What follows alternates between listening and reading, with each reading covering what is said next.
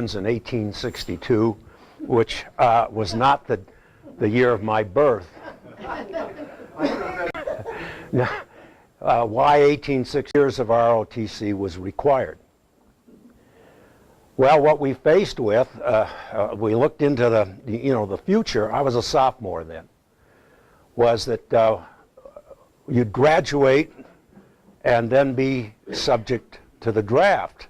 You will probably recall that at one time in this country we had a draft. We didn't have an all-volunteer Army. So, for many of us, that was an interesting decision. Do we take the 2 years and quit ROTC, graduate, and then worry about the draft, or do we take 4 years of ROTC and get a commission? Many of my friends did the same thing I did. As I recall, it was a very quick decision, and the decision was going to do the 4 years and come out with a commission. I remember, you had a choice of services, and there was a very short line for the Army, and there were very long lines for the Air Force and the Navy. I won't elaborate why, because you know why. So, and I did the 4 years. I graduate in June of 1953 with a commission as a second lieutenant in the United States Air Force, and I go home. And I got a job in a men's clothing store. I remember being totally bored because there wasn't anything going on during most of the week, and you just stood around. And I'm waiting to be called into the Air Force. Nothing happens. So I sent a letter to the Air Force and said, here I am. Yeah, I'm ready, willing, and able. Let's go. Yeah, of course, the letter was ignored. And I didn't go in until January of 1954. I'm told to report to Sampson Air Force Base in upstate New York. So I report. I decided to take the flight physical. I flunked the eye exam. The requirement is 20/20 in both eyes. I'm 20/20 in one eye and 20/30 in the other eye. The airman says to me, you can come back in a week or two, take it again. I'm thinking, you got to be kidding. You know, if it's 20/30, it's 20/30. But this is good duty. I don't have any responsibilities. I began to wonder how many times I could take the flight physical and flunk it. Anyhow, I came back. It was a week or two later, and I'm staring at this chart, and the same thing again. I'm 20/30. I can't see in one eye the 20/20 line. And I tell you, this is true. This actually happened. It popped in like a kaleidoscope on the 20/20 line, and I passed the eye exam. He says to me, the airman, now you have to go sign the papers. So I go to sign the papers. I understood, and I'm positive we were told this, that if you went to flight school, you had to stay in another year. And I had a requirement of 2 years.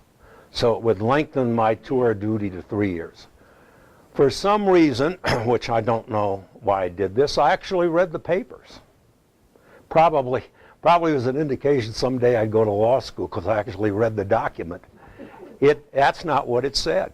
It said that you agree to stay in 3 years after completion of flight school. Well, flight school generally, by the time you change bases and all that sort of thing, was 1.5 years.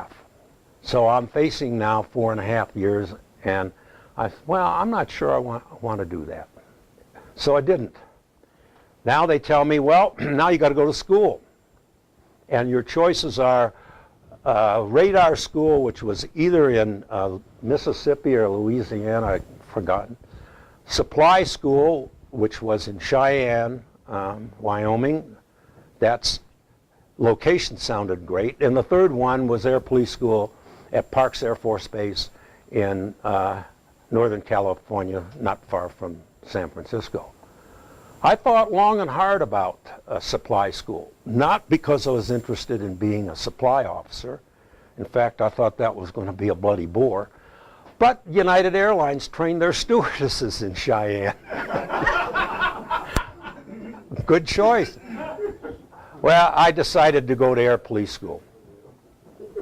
So I went to Parks Air Force Base. I think it was like 3 months. There were only two things that I recall that were memorable.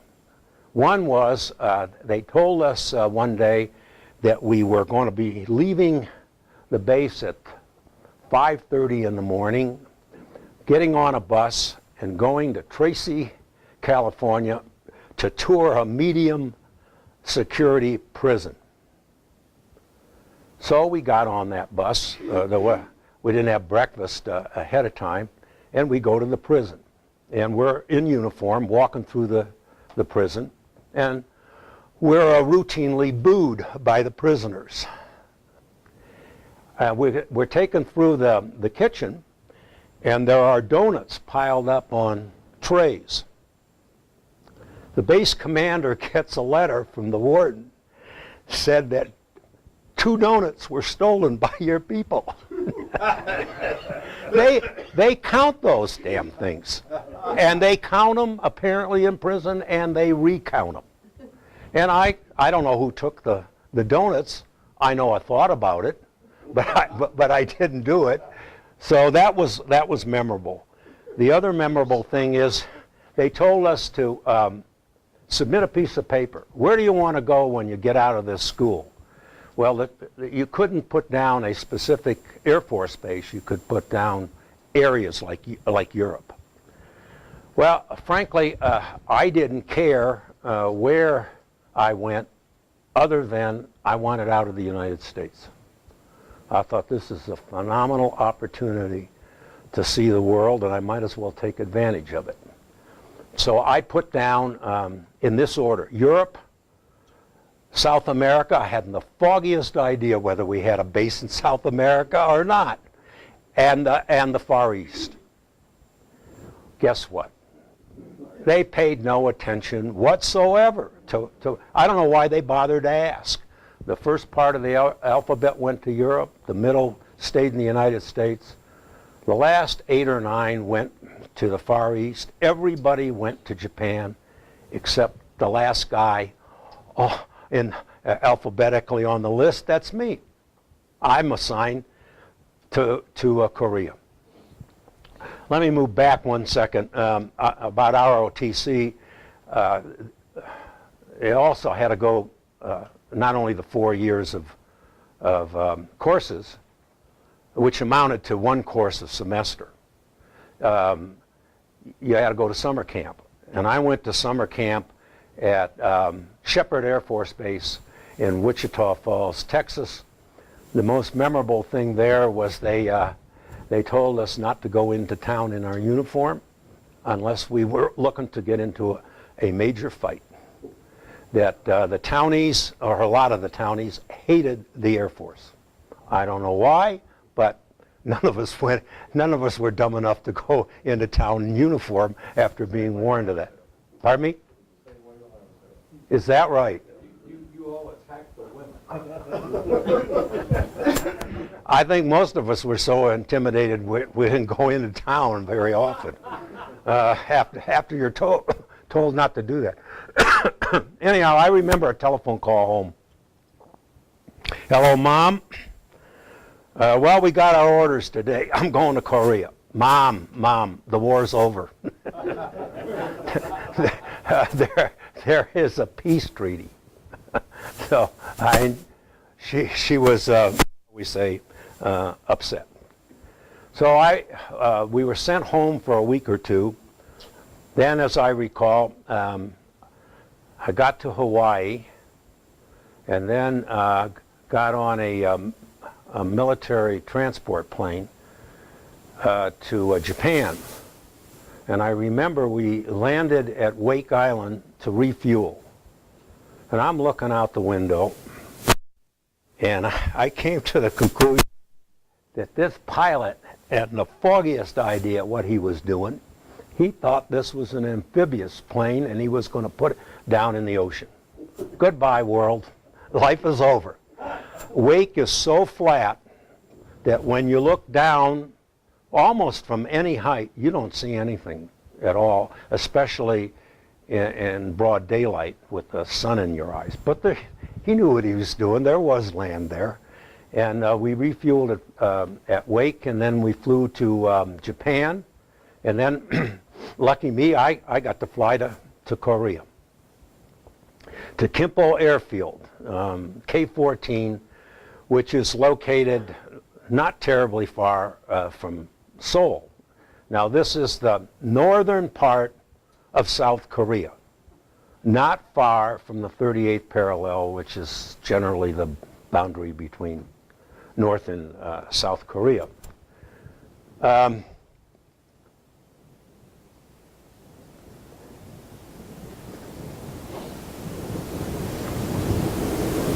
I get to Korea. I think the first thing I concluded, I'll put it this way, I was smart enough to know how stupid I was. I say that in the context of, it's one thing to go to school. You have no hands-on experience whatsoever. So I quickly realized that putting this officer stuff to all one side, it was the NCOs, especially the sergeants, who knew what the heck was going on.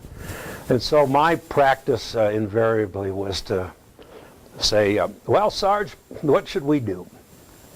And he'd tell me, and I'd say, let's do it.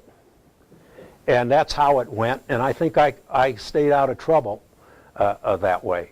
Now, the sergeants, in many cases, were old enough to be my father. There was a cartoon once in Stars and Stripes. It showed two grizzled old sergeants talking to each other. One says to the other, "There goes the old man," walking by as a baby-faced second lieutenant.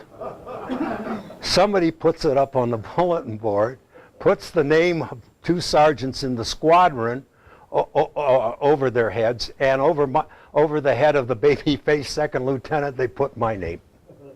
Now, if I was supposed to get all bent out of shape about it, I didn't, because it, in fact, was a pretty true statement of what life was like. Well, I must say Korea was quite an experience. The South Korean Army patrolled the outside of our fence on the air base 24/7. And we had a theft problem on the base. And in many ways it was understandable. Here were people, I'm talking about the Koreans, who basically had nothing. And here was the United States Air Force. And the fence sometimes intimidated them, and at other times it didn't. And on some occasions, it was the South Korean Army that came over the fence to see what they could take from us. That's simply the way life was. And at night, we drew airmen from all the squadrons to stand guard duty at night on the inside of the fence. And one night, an 18-year-old airman, an 18-year-old kid, followed all the procedures, and someone was coming over that fence, and he shot. It was a Korean Army sergeant. I thought to myself, oh my God, I got an international incident on my hands. So the next morning, I go to the base commander. I got to brief him on what happened the night before. The base commander was a colonel by the name of Prescott Spicer. He was a West Point grad. He had a master's degree from Harvard. He had the best command of the English language that I have ever heard from anybody. It was literally inspiring to be in his presence and just listen to the guy talk.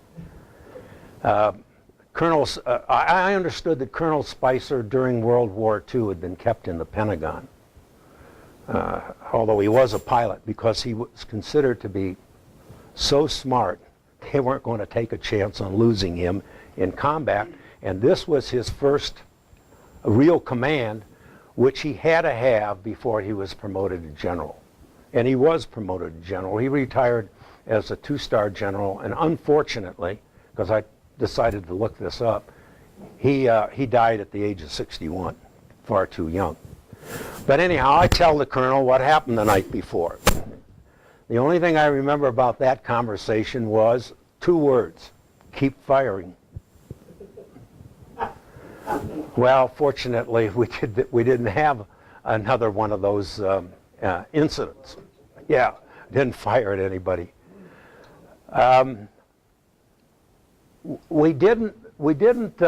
They took the greenbacks away from us. We had to turn this stuff in. I wish I had what they gave us instead. They gave us what they referred to as scrip. And every so often, they'd call the scrip in and exchange it.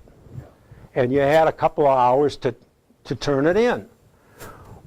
Well, you know, there's nothing like American enterprise. Some guys got the bright idea once on when the script was changed. They ran into Seoul and to the black market with the new script and sold it on the black market. It was monopoly money that they sold them. I wish I had thought of that one. So much for American ingenuity. What was the point behind the script? Well, the government didn't want greenbacks flowing into Red China, and this was a way to put a curb on it. It wasn't going to flow in from South Korea because we didn't have greenbacks to use.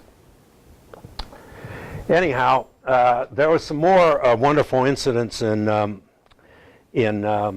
Korea. One day, airman comes to me and says, "Colonel Spicer wants to see you." Well, I always understood if the Colonel Spicer wanted to see you, that meant now, if not sooner. It didn't mean when I got around to it. So I went to see the colonel, and he says to me, "Lieutenant, you know about that house on the base?" "Yes, sir." Everybody knew about the house on the base. It's where some of the senior officers kept their Korean women. Yeah, we had that actually on the base. Colonel Spicer says, "I want you to get the women out of there and off this base, and I want that place boarded up." Oh my, I'm going to be popular now. So, okay, so I get a hold of the master sergeant and I said to him, "This is what Colonel Spicer wants." I never went near that place. I just turned it over to the master sergeant, and that's what they did. They went to the house, they took the ladies out and off the base, and they boarded it up. As I recall, nobody said anything to me because they knew where the order came from, and an order is an order. We had a airman who broke a leg on the base playing touch football. So he was taken to a hospital somewhere. One day I decided I ought to go just check and see how he's doing. Probably the right thing to do. So I got in the Jeep and I drove to the hospital. Now stop a second. You knew if you drove a Jeep into Seoul, there was no way you parked the Jeep on the street and left it unattended. Because when you came back, you would find there was no way to drive that thing because the wheels were gone, if not more of the Jeep. So you had to leave somebody in charge of the Jeep. But anyhow, I drive this Jeep to the hospital, check up on this young guy. I would say kid, but you know, I'm a kid too, just a few years older. He is enthralled. He's being well taken care of. He's going to be air evacuated later that day to Japan. And he said to me, "It's worth breaking my leg to get out of Korea." Okay, he's happy. So I get in the Jeep and I drive back to the base. I'm now going to tell you something that some of you are going to think I made up. I want to tell you ahead of time, it's not made up. It may be the subject of a grade B movie, but not made up. So I get back to the base. I decide it's time to go to dinner, and I'm hungry. I'm going. So I'm in line at the officers' mess. That's probably not a bad name for food service, but anyhow, mess. I'm in line, and because it's cafeteria, and a voice behind me says, "Lieutenant, what's the Korean Army doing on this base?" I turn around, and it's a bird colonel. I said, "Sir, I've been off the base this afternoon. I just got back. I don't know." And then something popped out of my mouth that'll be hard for me to ever forget. I said to him, "Which side, Colonel, north or south?" I know it's hard to believe, but we're all capable of saying things that you regret. And once I asked it, I said to myself, "Oh my God, my Air Force career just ended with that one." Well, I asked it apparently seriously. I wasn't smiling. It wasn't that I took it as a joke. We were close to North Korea. And the colonel took it seriously. He said to me, "I don't know, but you better find out." End of dinner. I left. Of course, in fact, I was thrilled to get the hell out of there, because after the question that I asked, I don't think I moved any faster in my life than I moved getting out of the mess hall. And now for the rest of the story. We had train tracks that ran through the base. And of course, we got this fence. Well, where the tracks came to the base, there was a gate. A freight train comes down the tracks, stops at the gate, blasts its horn. The Air Police Squadron, my squadron, has the keys to the gate. They go down, open the gate. What else would you do, right? Open the gate. The freight train pulls onto the base. The boxcar door is open. Out jumps the Korean Army. It wasn't really a freight train. It was a passenger train. Without what? Yeah. Which side? Well, fortunately, it was South Korea. What was going on was the South Korean Army unit that was patrolling the outside of our base was being moved elsewhere, and these guys were coming in to do the patrolling 24/7. And there they are. They're all standing down there by the flight line. And it's already night. Where is the master sergeant when you need him? Nobody's there. Bill is on his own. Well, the first thing that crossed my mind is, I don't want these people on this base overnight. They're going to be running around into the tents and taking everything that they can get their hands on. I want them off the base. So I tell one of the airmen, go to the motor pool, tell them we got this problem, bring those trucks up. We're going to get them off the base. Now I've got, there was a young Korean boy who was the interpreter for our squadron. And he's there with me and acting as the interpreter. And he is the go-between between myself and this major in the South Korean Army. The major wasn't upset about being moved off the base. That didn't bother him, but he points over here and he says, we've got all these classified documents in these boxes. I'd like to leave them overnight and send some people back tomorrow to move them. Well, I didn't think that was a bad idea because I didn't want them on the base. I want them off. I look over at these boxes, classified documents look like orange crates to me. But okay, how many do you want to leave?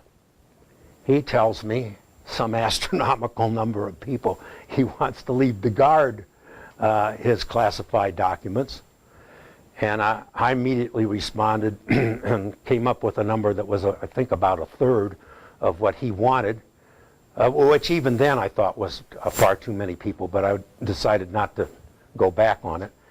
we had assigned to our squadron a unit of South Korean Air Police. For some reason, the South Korean Air Police hated the South Korean Army. Okay, we'll leave some of them to guard the South Korean Army.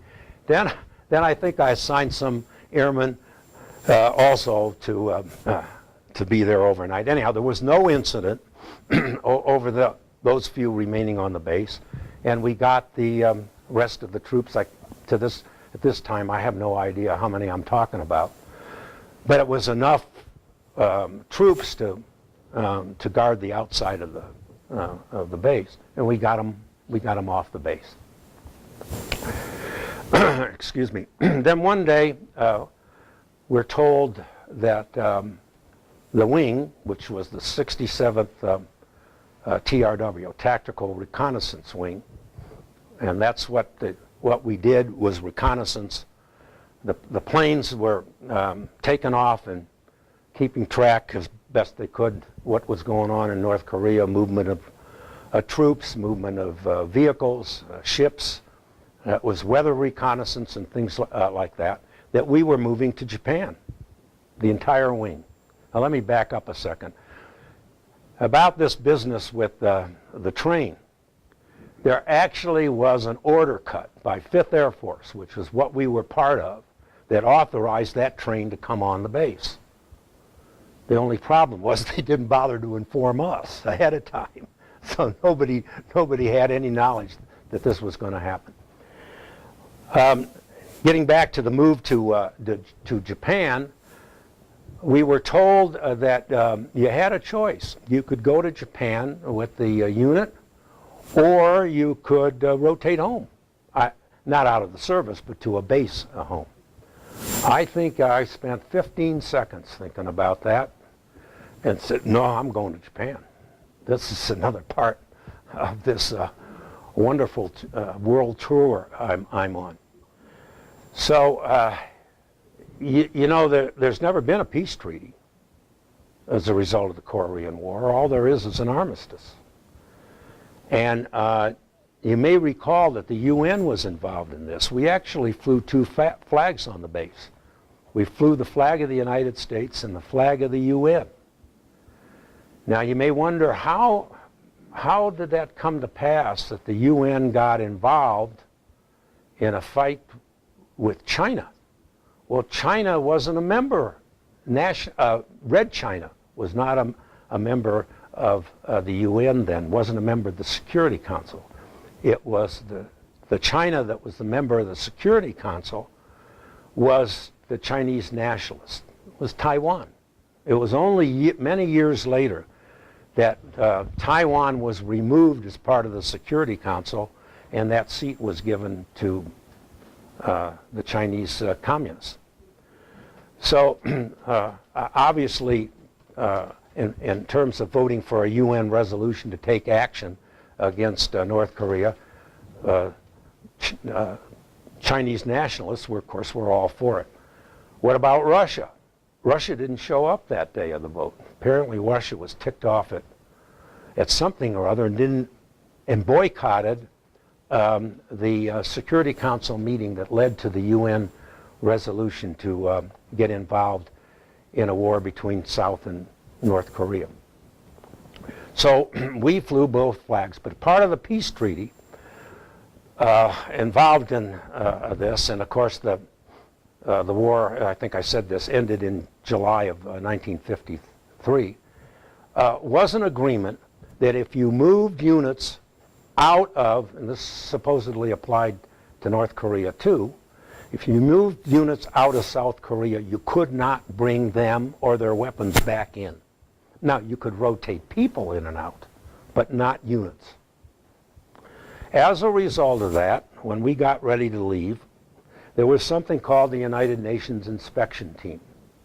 They came in by helicopter because the president of South Korea, Syngman Rhee, said he was going to kill them. So they didn't use the roads to come to various bases. We opened up boxes of weapons and they counted things off. We got on a plane, they counted us off. as we left, and we went to Japan. Let's see how much. Oh, I'm not in too bad shape. Well, duty in Japan was really quite different than it was in Korea, and I'll show some of that with the slides. In Japan, those service people who had families could bring their families to Japan. They didn't bring them to Korea, so families were reunited in Japan. Instead of sleeping in a tent, which I'll show you what that was like, we actually had what really amounted to was an officer's, like an apartment house, where you had each one had a room with an actual bed and a closet and a dresser and all of that where you could put your clothes away. One of the questions that came up on the move to Japan was, what do you do with valuables in the room? Because we actually had maid service. And we were told, thank you, Bob. We were told, you don't worry about money or jewelry or anything, because they would never steal it.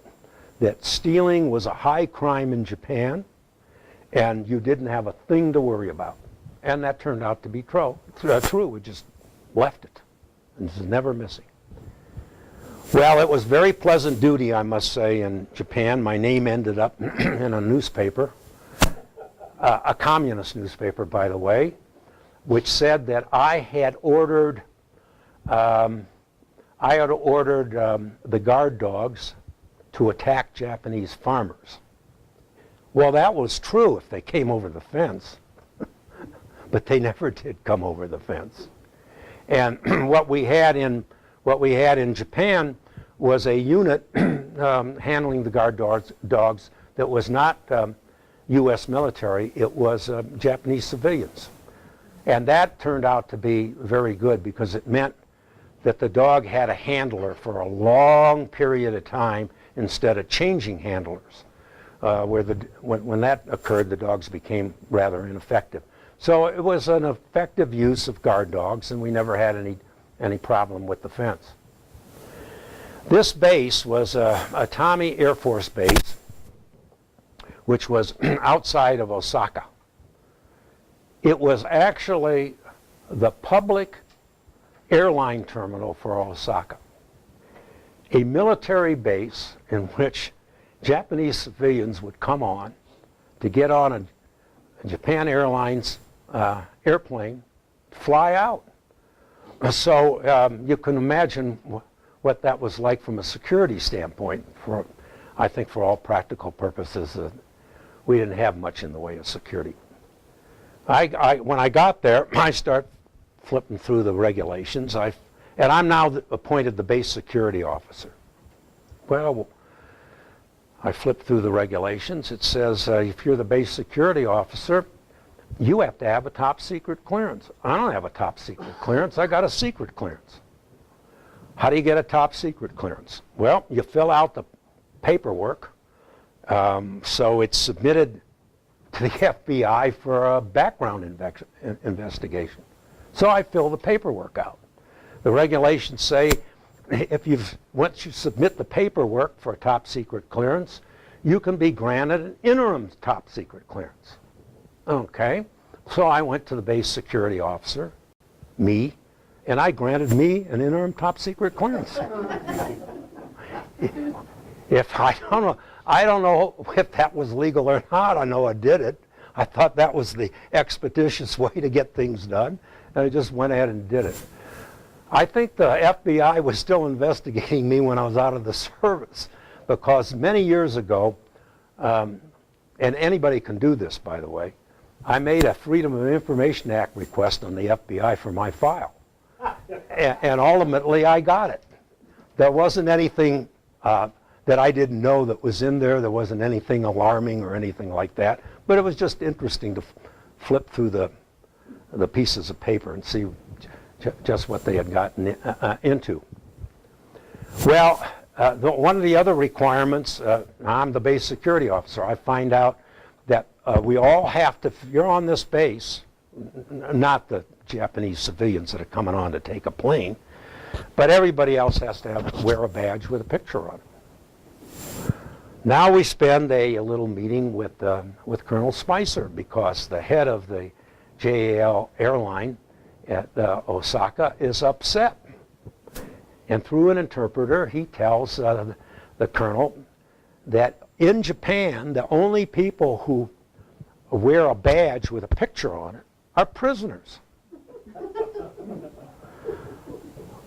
So the colonel looks at him and he says, you just tell them it's a present from President Eisenhower. Your picture. Okay. I mean, what is he going to say? You know, I mean, it's our base. And he has, the head of the JL unit on Itami had no choice. He seemed to accept it. I don't know whether he really did or he was just being polite, but that they had to wear it too. By the way, Itami, after I left, was the scene of the filming of a movie.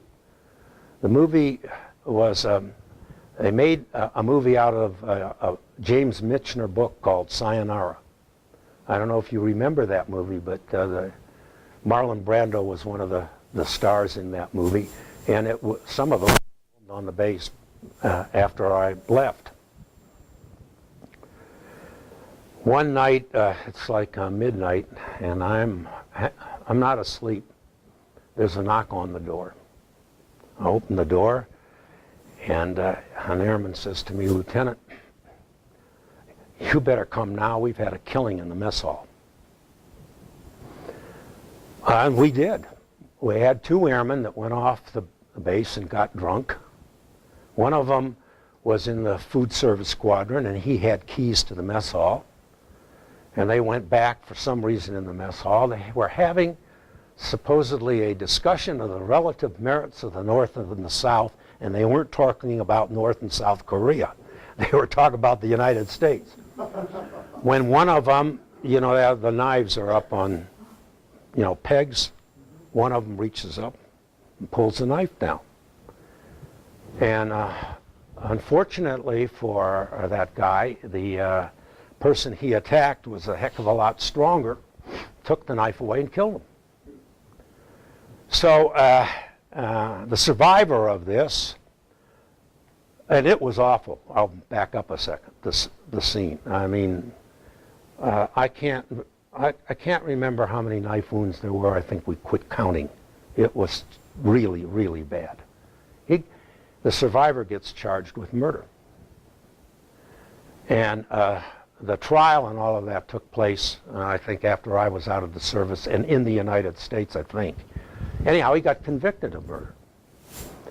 And on appeal, it was reversed. And what they concluded was the first knife wound, which was in the heart, killed this guy. Everything else has nothing to do with murder because he was already dead. And the first knife wound was self-defense. And that was the result. But I kind of vividly remember that incident. Fortunately, it was the only major crime that occurred at Itami when I was there. Itami was sort of in the middle between 3 significant cities in Japan. Osaka, which was the second largest city, second to Tokyo, which we spent no time in. Kyoto and Kobe. Kobe was on the water, and it was a very cosmopolitan town. And we had found our way to a bar there that we routinely went to, and we went to by cab because there were cabs right outside the base. And we had a favorite cab driver who we nicknamed Squeaky because of his voice. One thing, the way they drove cars in Japan, is they may have had a brake, but they never used it. Instead of the brake, they used their horn. you either got out of the way or there was a real problem. And he'd take us to this bar in Kobe. Kyoto was the shrine capital of Japan, and a very interesting city. Anyhow, at some point in time, my time in Japan is up, and I'm going home. And I'm told I'm going by boat. So one Sunday at around noon, I flew out of Itami and went where I think it was someplace in Tokyo, and then someplace to the port. And I get on this troop ship, the Housey. The Housey was a one-stacker. And when it docked in Seattle, they were taking it out of service because it was like taking a slow boat to China. It took 17 days to go from Japan to Seattle. On board this troop ship was the remainder of the Greek Expeditionary Force to Korea. And the Greeks had flown to Korea. Their favorite beverage, something as I recall it, called ouzo, which I thought tasted awful. It was a liquor, of course, and there was no drinking on board ship, right? There was drinking on this ship because the Greeks weren't leaving that stuff in Korea to rot. They were taking it home. So almost every night, like at 1 o'clock in the morning, the Greek officers would bring up from the hold in the ship Greek enlisted men to strum guitars and sing. And I was in this cabin. There were 4 or 6 of us in it. I can't remember whether it was 4 or 6.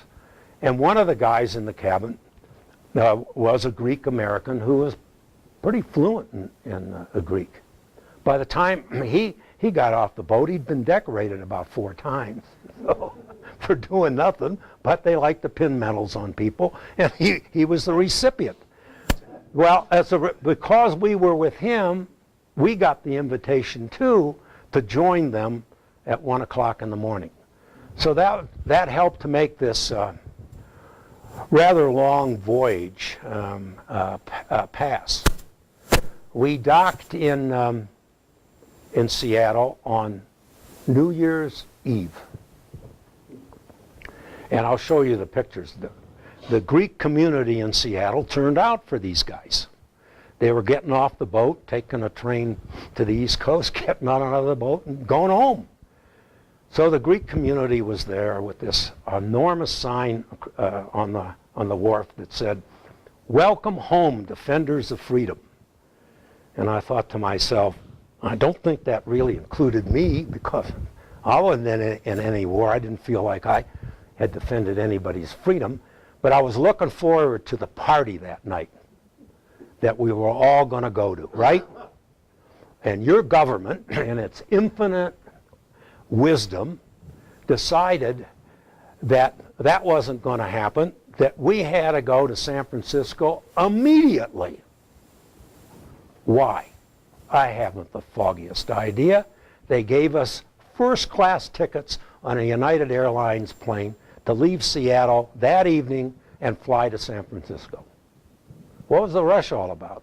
We were going out of service anyhow. Another day didn't make a bit of difference. But anyhow, we get to San Francisco and we're met by an airman from Parks Air Force Base. That's where we're going to be released. And he says to us, Major whatever invites you guys to come back to the New Year's Eve party at the base. And I don't know what went through the mind of anybody else, but I thought to myself, that's nice, but you got to be kidding. I'm not going to an Air Force base for New Year's Eve when I'm in San Francisco. We'll party in San Francisco. So none of us went. and the next day or whenever, we went to Parks Air Force Base, and we were handed the paperwork, and that was the end of my tour duty. Before we show the pictures, I'd want to say something to you guys because I know there are combat veterans here.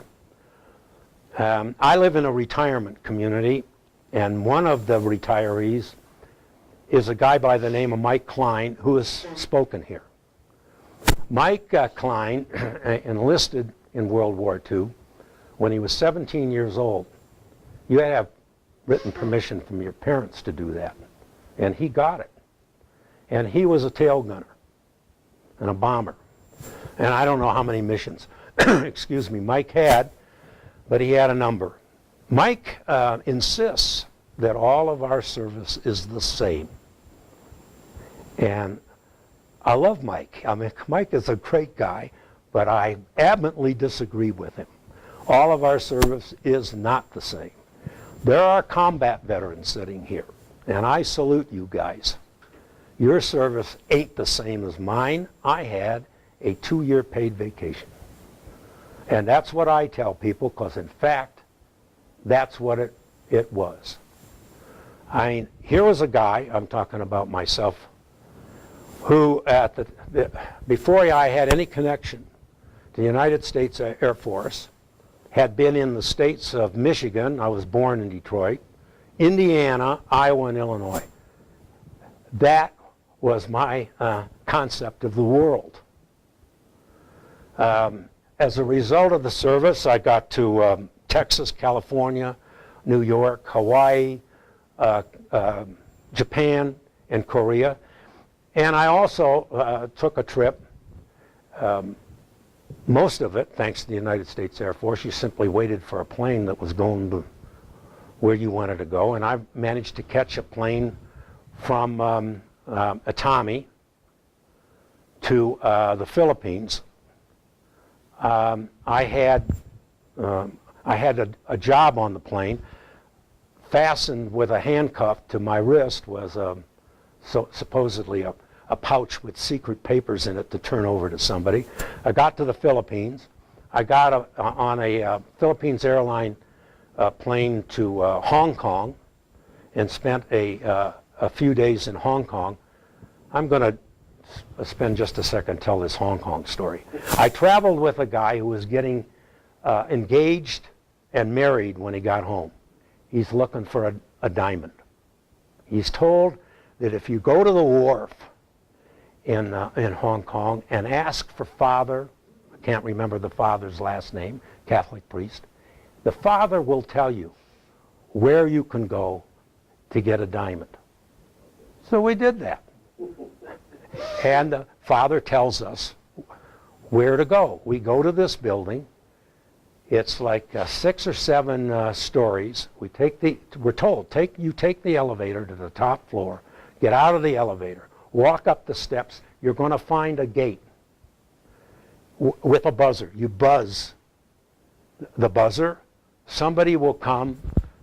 There's like a prefabricated building on top of the roof. Somebody will come, open the gate, and we do that. Somebody comes, opens the gate, we're ushered into this little building, and they bring him, they go in the back, he tells them what he wants, and they bring this envelope, and on a piece of felt, they just spew out diamonds. Pick one. In the meantime, I'm looking around, and there are 2 Chinese women, I mean beautiful, young Chinese women, picking out diamonds. So was this place legitimate? Yeah, it was very legitimate. And the only other incident I'll tell you about in Hong Kong, we were told when the kids beg from you, do not give them any money. Because if you do, they'll descend out of the buildings and surround you. They're just waiting for someone to give them money. So one day this little 5-year-old in absolutely perfect English asked me for money. And I go like this. You'll pardon me, but this is what he said. In perfect English, he said to me, "You son of a bitch." 5 years old. I don't think I'll ever forget that, but they didn't descend on us out of the building. So to conclude, my experience was, I think, phenomenal. Would I do it again? Of course I would do it again. I mean, I wasn't shot at, and it was a paid a vacation, which is the way I look at it. And I know there are people sitting here who tour of duty was quite different than mine. And all I can say is I appreciate what you've done for our country. Shall we do the pictures and I'll wrap up? That's the main gate to Kimpo Air Base. Next. That's the sign for the headquarters. You can see the tents in the background. That's what we lived in. It was a tent. There was a wooden floor. The sides were wood. There was some kind of stove in there. And we slept on cots. I'm not trying to make this dramatic, you know, like this was just a terrible imposition on me. I'm just describing what it was. There was no place to hang clothing, so you just kept it in the footlocker. Okay, next slide. Well, that's the headquarters. The American flag and the UN flag are flying. Next. I don't know, nobody can see this. This is a sign on one of the tents. It says, and I don't even know what some of these mean any longer. Battle of the UAL, the siege at Shower Run. Of course, you walk 2 blocks or wherever it was to take a shower in the latrine. Clash at Tomei Mess Line, the night soil gas attack of 1954, the Crabs invasion of the latrine in 1560, Figmo Party's blowout, Great Kimpo Flood of 1954, war mementos exhibited inside, contributions accepted. Lieutenant Bell, Lieutenant Carr, Lieutenant Cohen, Lieutenant Raines, Lieutenant Suddy. And then it says, in regard to Lieutenant Cohn, holder of the Silver Star for bravery in action during the Crabs invasion. Oh, next slide. The reason I have this in here, this is what we worked out of, buildings like that. But see this young guy here on the end? He was our interpreter. Next slide. I put this in because this is the Korean Air Force police that were attached to us. And they were really sharply dressed, I'll tell you that. Next slide.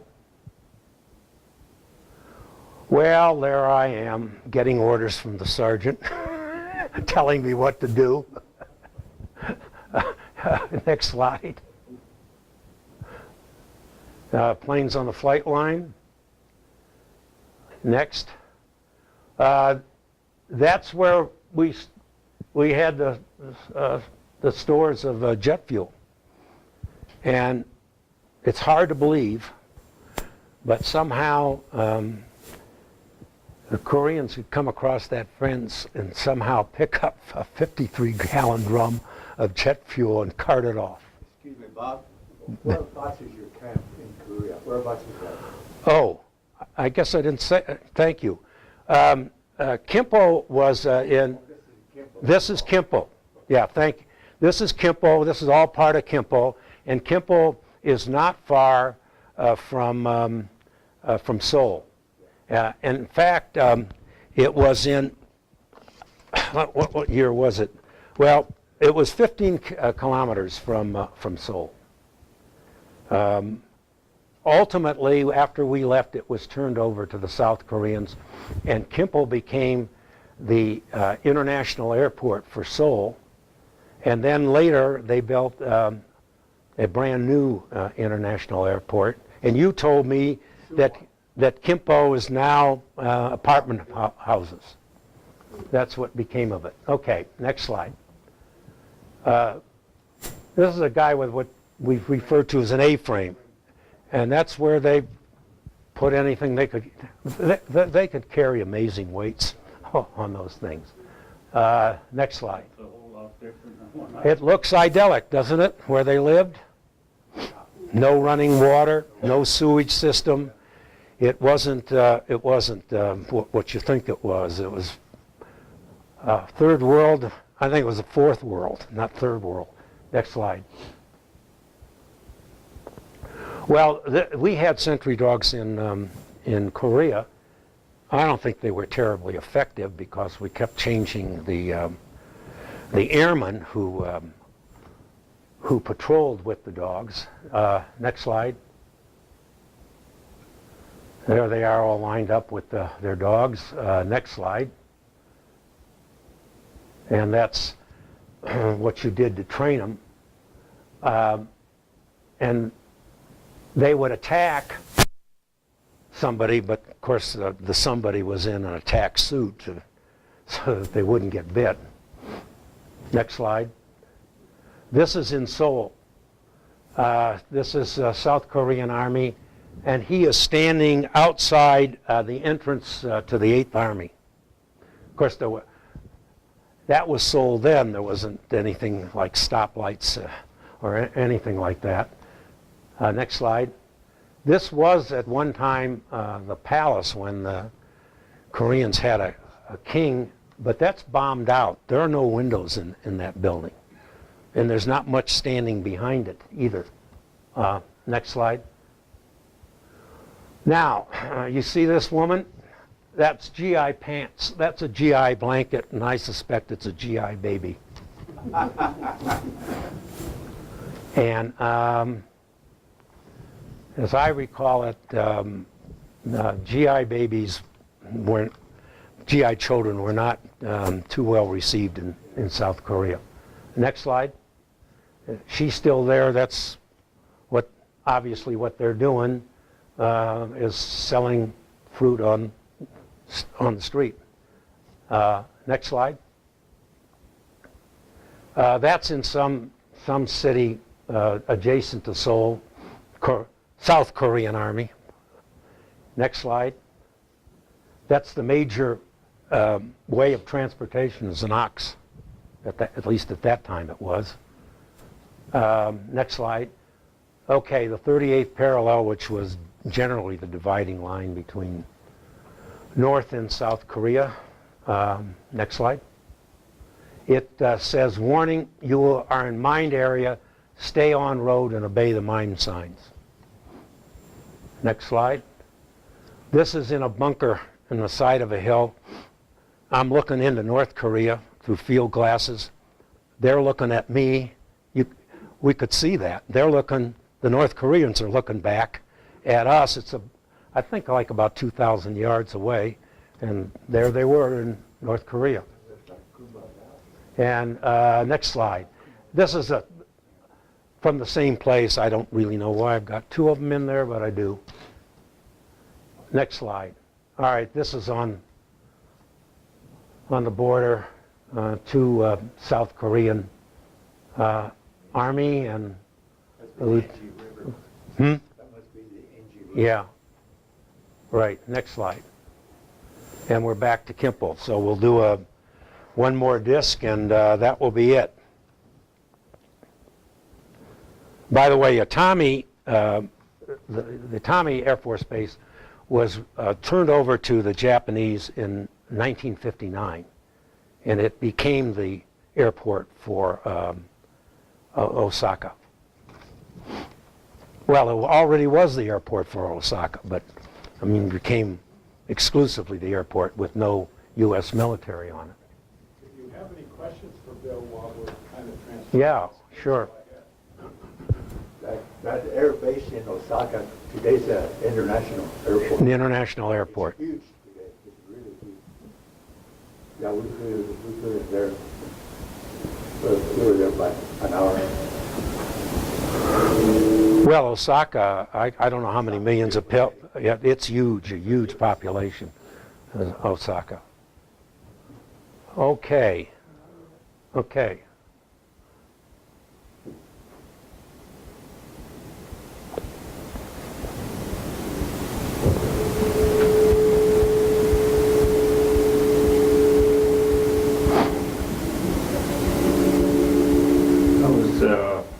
On my way we backed up to base where helicopters were afterwards. And I was on the last train, about midnight run, and there's an old gentleman on the train that he didn't speak English, and I didn't speak Japanese, but he indicated wasn't know where I was going to, and we were based at they said was one of the kamikaze bases, Fuchu or Chofu. And that fellow, I didn't remember which one it was. Well, he took me down through a bunch of narrow ways across a couple miles at midnight. I didn't know if I was going to be let up, get my throat cut or what. But anyway, the old gentleman put me on the correct train to get to the base. Now, can you tell me whether it's Fuchu or Chofu fire base? It's somewhere north of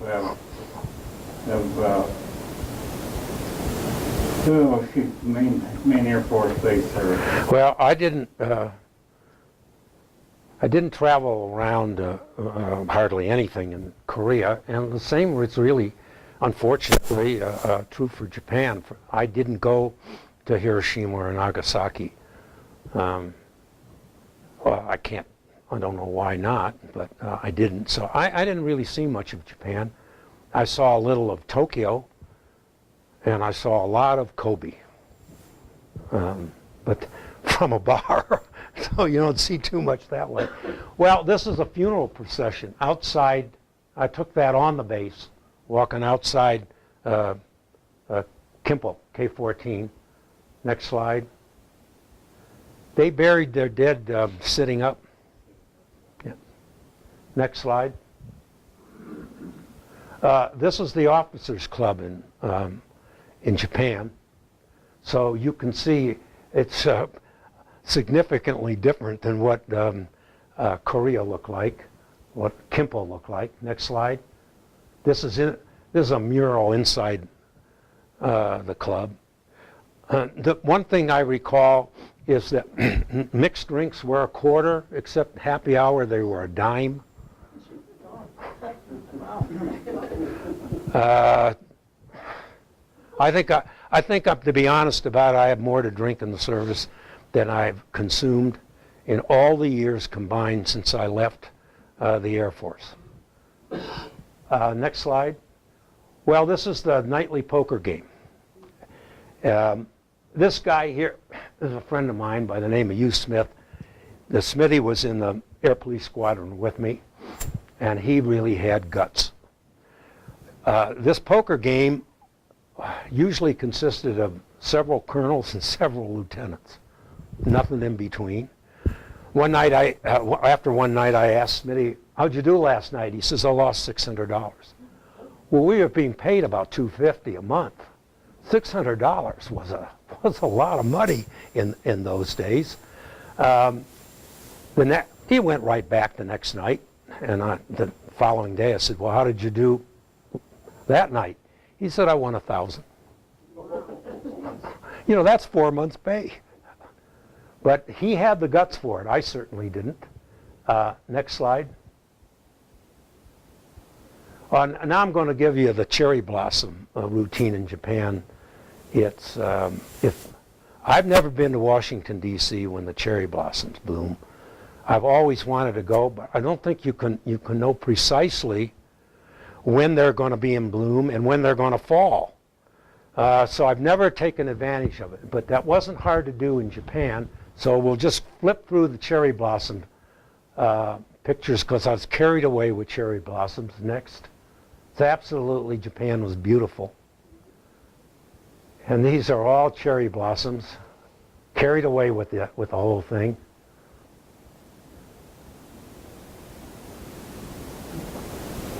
This is a Buddhist shrine of some kind. This must have, I suspect, been in Kyoto. Go ahead, next. And then the Buddhist monks coming down the stair. Okay, I'm on this plane going to Tokyo to get on the boat, and that's It's very hard to see, but that's Mount Fuji. The story is that if you see Mount Fuji before you leave Japan, you will return. Well, I've yet to make that prophecy come true. Well, it's not showing up very well. It's just, yeah, okay. That's it, Mount Fuji. And then the next slides are on the boat. That's some of the Greek officers. And some more. And this is what I told you about. This was taken at some ungodly hour of the night while they're strumming. And this is on the ship. Now there's a story to the next slide. We had a kid get sick, seriously sick, and need an operation.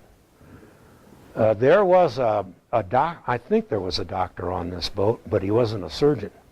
And I had to get this kid off the boat. So they got him off on a boat going the other way to Japan, and this troop ship that they transferred him to had a surgeon on it. And it was, as I recall, the ocean was rough when this was being done, and his duffel bag was long gone into the water, which they never were able to harpoon, but they got him off. Okay, next slide. This is Seattle, and it does say up there, "Welcome home, defenders of freedom." And this is primarily the Greek community turned out for these guys. Next slide. And it's some more of the same. Dock number that is? What? You know the dock No. number? Pier 91, I bet you. And now we're done. It must be Pier 91. I haven't. Yeah. I'm lucky I can remember from the slides what I'm able to remember. And I will say again, the story about the train that actually happened, although there are people who I've told that story to and think that I made it up, but I didn't. Now, does anybody have any questions? Okay. You're welcome.